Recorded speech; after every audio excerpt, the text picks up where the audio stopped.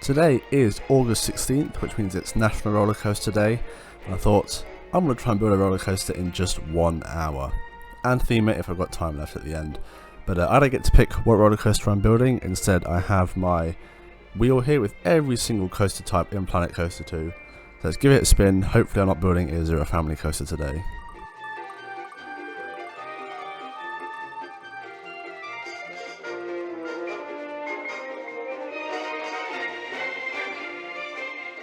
Okay, I guess we are doing a B&M invert. So I'm going to put 1 hour on the clock. I'm going to start the time lapse. Let's build an invert and try and theme it in just 1 hour. So starting off with the lift hill, and I actually had to redo all of this because I picked the wrong vertical loop, which was a bit annoying.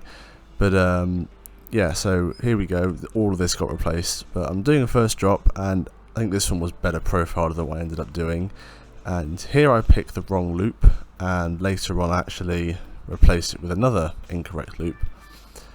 So yeah, all that has to be redone. I then start trying to do a 0G roll over the station, but with only an hour it's really hard to kind of get the shaping right on that. You can see that it's just absolutely flying through that element, and I just can't quite figure out how to get that done properly. So looking at the kind of the pre-made element and trying to follow it a bit, but eventually I just kind of give up and I think, oh, I'm just going to do an airtime hill over the station. Then we go down here and put in a corkscrew. Thought about doing the pre-made one, but then went for a custom one. Got the Nemesis first corkscrew in my head whilst building this, because I kind of know how that looks decently well. And yeah, I think it's about here I notice the issue there with the loop. So I swap it out for the correct one and I have to completely redo the first drop and station and the lift hill. So lots of work going in there. I ended up using the wide vertical loop. Well, I should have just used the regular loop, but it's in a different part of the menu, which is a bit annoying. Yeah, this first drop I wasted so much time trying to build this backwards, and in the end it's not quite perfect, but when you only have 40 minutes left to do the rest of this layout, you kind of have to take what you can get. So here I put the station back in, just fixing up the start of the ride there, and putting in the lift hill. Again, wasted way too much time on this because I had to get because I was building it backwards. It wanted to put the motor at the top, and it wouldn't let me do a proper lift hill. So yeah, I put some supports in. I mostly relied on those auto-generated supports. A bit more smoothing of that first drop, and kind of had to leave it at that point, so I've already got half an hour left. I've already done a loop, an airtime hill, and a corkscrew. I've still got like all the theming and stuff. So at this point I was putting up pictures of Nemesis Inferno on my phone, so I wanted to do an interlocking corkscrew, and I just couldn't, because I did it the other way around, I just couldn't figure out in my head with so little time left what I was going to do. So I do a kind of a nice turn. Then I thought, the new family inverts have these cool overbanks, so let's try one of those. Put in the brake run and then go back to that overbank. Yeah, a bit small at the moment, but by the end of it I do improve it.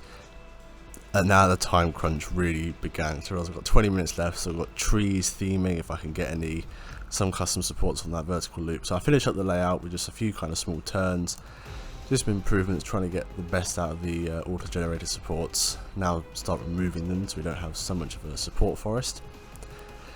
I had to put the trim brakes in because this happens a lot when you are building a coaster very quickly.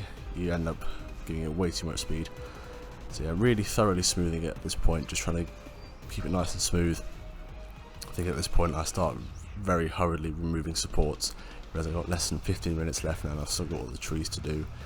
Quickly get a nice red and grey colour scheme in there, and now I'm onto those two custom supports. These were the only ones I did on the whole ride, because yeah, I just did not have the time to do any more. And then really annoyingly, at 5 minutes, the time lapse crashed. So I do promise that I finished this in the hour.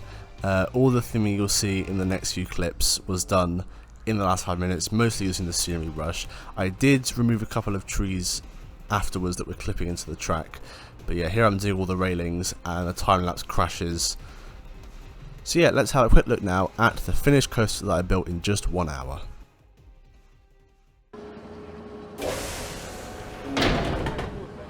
Don't let it head.